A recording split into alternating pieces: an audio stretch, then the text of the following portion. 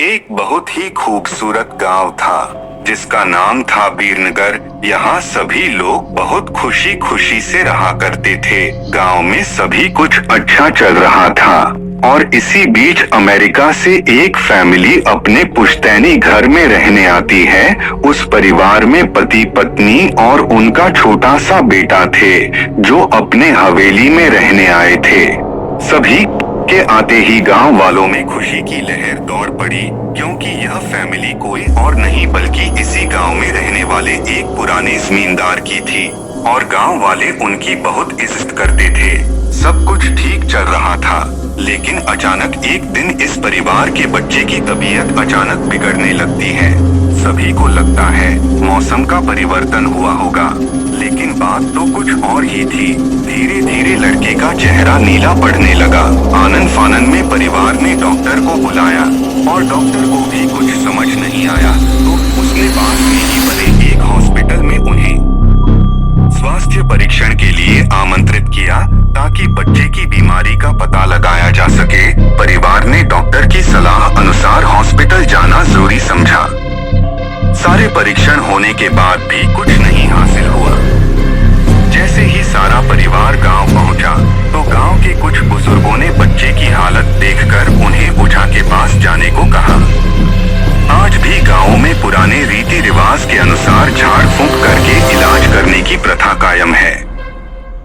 परिवार सभी सदस्य बच्चे के लिए ओझा के पास भी जाने को तैयार हो गए।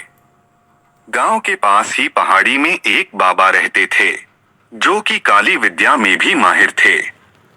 जैसे ही उनके आश्रम की सीढ़ियों में वह बच्चा अपने परिवार के साथ पहुंचा, तो ओझा जोर जोर से चिल्लाने लगे, तू क्यों आई है? इतने बरसों के बाद भी तेरा बदला शांत नहीं हुआ। यह सब सुनकर बच्चे के माता पिता और गांव वाले दहशत में आ गए। उन्हें समझ नहीं आया कि बाबा को इतना क्रोध क्यों आ रहा है, जबकि उन्हें अभी तक कोई बात बताई नहीं गई। लेकिन बाबा तो काली माया में पारंगत थे। इस वजह से उन्हें रूहानी ताकतों को पहचानना आता था। सभी लोगों ने आश्रम में प्रवेश किया, लेकिन बाबा ने केवल उस बच्चे को पास आने को कहा। बच्चे की हालत बहुत ही खराब थी।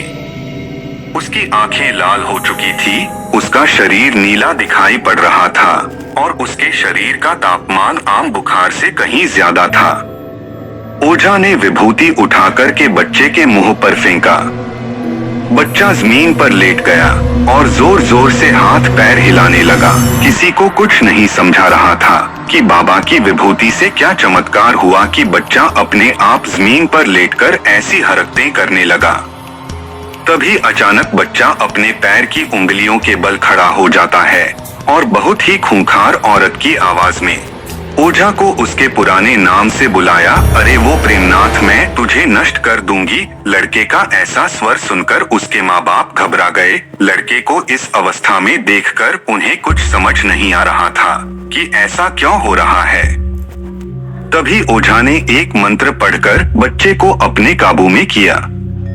सारे गांव वाले ओझा से पूछने लग, बाबा ये सब क्या है? यह बच्चा ऐसा क्यों कर रहा है?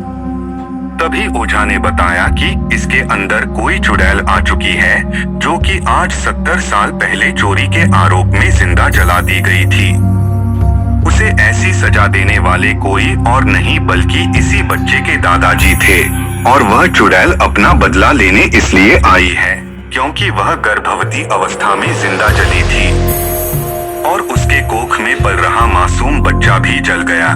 इसी वजह से वह उस वंश बच्चे को भी दर्दनाक मौत देना चाहती है ताकि उसका बदला पूरा हो सके।